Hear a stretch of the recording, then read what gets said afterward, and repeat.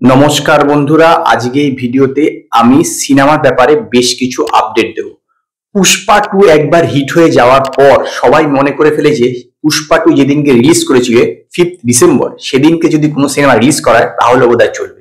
এটার কিন্তু এফেক্ট এবার শুরু হয়ে গেছে, কারণ আজকেই একটা জিনিস অ্যানাউন্স করা হয়েছে। শাহিদ কাপুর এবং তৃপ্তি ডিমরির পরবর্তী ছবি উস্তাদ উস্তারা, যেটা ডাইরেক্ট করছে বিশাল ভরদ্বাজ এবং প্রডিউস করছে সাজিদ নাদিয়াদওয়ালা, সেই সিনেমাটা রিলিজ করবে 5 ডিসেম্বর 2025 সালে। মানে এরকমই ব্যাপার হয়ে গেছে যে 5 ডিসেম্বর, এবং এই শুটিং শুরু হবে 6 জানুয়ারি 2025 সালে। ভাবুন, এবং কয়েক মাসের মধ্যেই, প্রায় 8-9 মাসের মধ্যে শুটিং শেষ করে রিলিজও করে ফেলবো। রিলিজ করবে কোন তারিখ?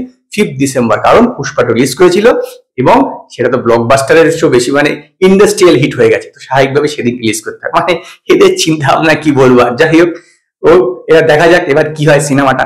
এর পরবর্তী আপডেট হচ্ছে সালমান খানকে নিয়ে। সালমান খান এমনিতেই বড় হৃদয়ের মানুষ, তিনি বেবি জন সিনেমাতে কিন্তু একটা ক্যামিও রোল করেছে এবং তার জন্য কোনো পারিশ্রমিক নেয়নি। ইয়েস, বেবি জনের জন্য সে কোনো পারিশ্রমিক নেয়নি, কিন্তু বাকিরা কিন্তু পারিশ্রমিক নিয়েছে অবশ্যই। তবে বরুণ ধাওয়ানের আগে যা পারিশ্রমিক ছিল সেটা অনেকটা কমে গেছে। বরুণ ধাওয়ান বেবি জনের জন্য পেয়েছে মাত্র 25 কোটি টাকা, কারণ তার পারিশ্রমিক আগে অনেক বেশি ছিল। কৃতি সুরেশ পেয়েছে 4 কোটি টাকা, এছাড়া রাজপাল যাদব পেয়েছে 1 কোটি টাকা, জ্যাকি শ্রফ পেয়েছে 1.5 কোটি টাকা, সানিয়া মালহোত্রা এতে আছে এবং সেও পেয়েছে 1 কোটি টাকা, এবং ওয়ামিকা গাবি, যে বরুণ ধাওয়ানের সঙ্গে ঘুরে ঘুরে প্রমোশন করছে, সে কিন্তু মাত্র পেয়েছে 40 লক্ষ টাকা। এই হচ্ছে বেবি জনের যে বিভিন্ন স্টার কাস্ট আছে তাদের পারিশ্রমিক। কাজে বুঝতেই পারছেন বলিউডের হাল এখন কিন্তু যথেষ্ট খারাপ, যতটা দেখে মনে হচ্ছে ততটা কিন্তু ভালো নয়। এর পরবর্তী আপডেট দক্ষিণ থেকে, মহারাজা ফিল্মটা আপনারা নিশ্চিত দেখেছেন, যেটাতে বিজয় সাতপাতুর সিনেমা 50তম সিনেমা ছিল। এই সিনেমাটা কিন্তু চায়নাতেও রিলিজ করেছে। ইন্ডিয়ার থেকে প্রায় 100 কোটির কাছাকাছি নেট কালেকশন করেছিল এবং চায়নার থেকে ইতিমধ্যেই এই সিনেমাটা 80 কোটি টাকা নেট কালেকশন করে ফেলেছে, যেটা কিন্তু যথেষ্ট বিশাল। কারণ ইন্ডিয়ার থেকে বেশি সিনেমা কিন্তু চায়নাতে রিলিজ করে না। এর আগে বাহুবলী 2 রিলিজ করেছিল, তারপরে মাঝখানে অক্ষয় কুমার একটা সিনেমা রিলিজ করেছিল, সম্ভবত প্যাডম্যান।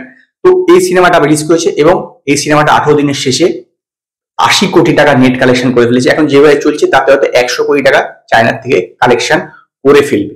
এর পরবর্তী আপডেট বেবি জনকে নিয়ে। বেবি জনের সিনেমাটা নিশ্চিত জানেন যে 25 তারিখ রিলিজ করছে এবং বেবি জন কিন্তু 3000 স্ক্রিনে রিলিজ করবে। আরো হয়তো বেশি স্ক্রিন পেত, কিন্তু পুষ্পা 2 এত ভালো চলছে, স্বাভাবিকভাবে তার পক্ষে স্ক্রিন পাওয়াটা কঠিন। এখন দেখা যাক যে পুষ্পা 2 এর সঙ্গে টক্কর দিয়ে বেবি জন কিরকম আয় করে, কারণ বেবি জন হচ্ছে 3 সিনেমা রিমেক। তো এবার সেইটা দেখা যে বিশেষত নর্থ ইস্ট অডিয়েন্স এই সিনেমাটাকে কিভাবে গ্রহণ করে।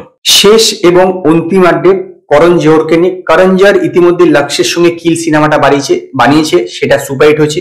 তো লক্ষ্যের সঙ্গে সে আরো একটি সিনেমা করতে চলেছে এবং সেটি কিন্তু অ্যাকশন ওরিয়েন্টেড সিনেমা হবে এবং এই সিনেমার শুটিং নেক্সট ইয়ার মে মাস থেকে শুরু হবে। তার আগে লক্ষ্য চাঁদ মেরা দিল এই সিনেমাটা শুটিং কমপ্লিট করবে, যেটি একটি রোমান্টিক সিনেমা।